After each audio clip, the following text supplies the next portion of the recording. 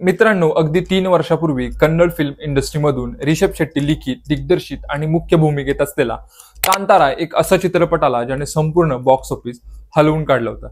पण याचाच पुढचा भाग कांतारा चॅप्टर 1 हा बहुचर्चित पिक्चर 2 ऑक्टोबरला रिलीज झाला. पण हा पिक्चर कसा आहे, थिएटरमध्ये पाहायचा की नाही, पिक्चरची स्टोरी बोर आहे की जबरदस्त आहे, असे अनेक प्रश्न तुम्हाला पडले असतीलच. पण टेन्शन घेऊ नका, कारण मी आलोय तुमच्या सर्व प्रश्नांची उत्तर घेऊन. नमस्कार, मी संकेत आणि सुरू करूयात तुमच्या या प्रश्नांच्या उत्तरांना. डायरेक्टर आणि अभिनेता ऋषभ शेट्टी यांनी ही कथा सुमारे 1500 वर्षापूर्वीच म्हणजे कदंब घराण्याच्या राजवटीतील 4थे शतक यांच्यावर आधारित लिहिली आहे. या चित्रपटाचा उद्देश पहिल्या भागातील गूढ लोककथा आणि दैवी परंपरांची सुरुवात दाखवून देणे इथून दिसून येतो. चित्रपटाची स्टोरी ही मधुवना म्हणजेच कांतारा जंगलात राहणारे आदिवासी आणि बंगारा राजघराणे यांच्यातील संघर्षाभोवती फिरते.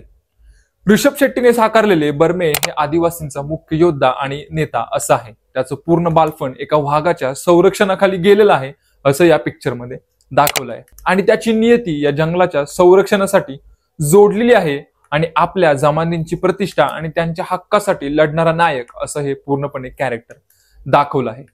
पण ऋषभ शेट्टीने या कॅरेक्टरसाठी पूर्ण ताकद लावली आहे असं शेवटपर्यंत दिसून येतं, कारण ऍक्टिंग मध्ये भाऊ एवढा घुसलाय की खरोखरच हा रोल त्याच्यासाठीच आहे असं शेवटपर्यंत फील होत राहतं. पूर्ण पिक्चर त्याने ऍक्टिंग वरती अक्षरशः हलवून टाकला आहे. बंगारा राज्याचा पूर्वीचा क्रूर राजा विजेंद्र हा जंगलात मारला जातो. त्याचा मुलगा राजशेखर म्हणजेच जयराम सत्ता सांभाळतो, पण राजशेखरचा वारसदार कुलशेखरा म्हणजेच गुलशन देवाऱ्या हा गर्विष्ठ आणि बेपर्वा असतो. तो जंगलातील संसाधनांचा गैरवापर करतो आणि यामुळेच आदिवासी आणि राजघराणे यांच्यात संघर्ष सुरू होतो. कणखवती म्हणजेच रुक्मिणी वसंत हिने साकारलेली कणखवती ही कुलशेखराची बहीण आहे. ती सुरुवातीला अपंग असते, परंतु राजशेखर तिला काळ्या जादूच्या मदतीने बरं करतो. यांनी सुद्धा जबरदस्त परफॉर्मन्स या पिक्चर मध्ये दिला आहे. पण मी यांच्याबद्दल जास्त बोलणार नाही, नाहीतर परत तुम्ही म्हणाल की हा तर स्टोरी फोडतोय. पण क्लायमॅक्स मध्ये या कॅरेक्टर मध्ये खूपच सस्पेन्स दाखवलाय. मी तर म्हणेन तुम्ही हा पिक्चर डायरेक्ट थिएटर मध्येच बघितलेला बरा. स्टोरीमध्ये मुख्य संघर्ष हा अंधश्रद्धा विरुद्ध विश्वास आणि निसर्गाचे रक्षण करणे या विषयावरती आधारित आहे.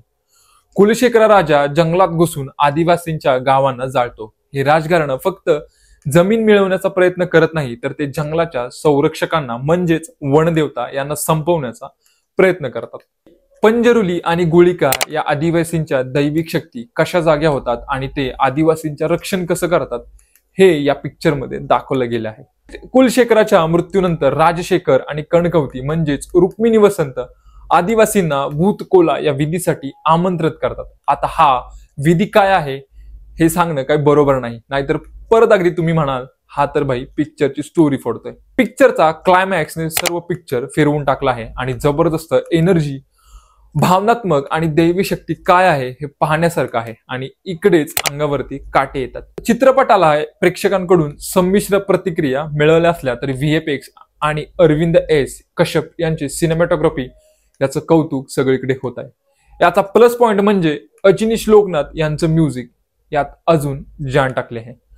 ऋषभ शेट्टी आणि अभिनेता दिग्दर्शक अशा दोन्ही भूमिकेमध्ये कमाल केले आहे. त्याचा दमदार आणि तीव्र अभिनय विशेषतः क्लायमॅक्स मध्ये कांताराच्या चाहत्यासाठी जबरदस्त ट्रीट आहे.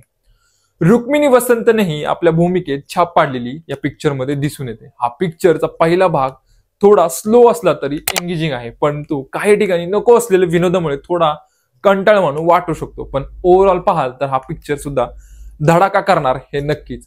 शेवटी प्रभासने स्टोरी शेअर केली आहे, म्हणजेच नक्कीच थिएटरमध्ये जाऊन पाहिलाच पाहिजे. तुम्हाला हा व्हिडिओ कसा वाटला मला कमेंट बॉक्समध्ये नक्की कळवा आणि व्हिडिओला लाईक, शेअर, सबस्क्राईब करायला विसरू नका. भेटूया अशाच एका भन्नाट व्हिडिओमध्ये. तोपर्यंत धन्यवाद.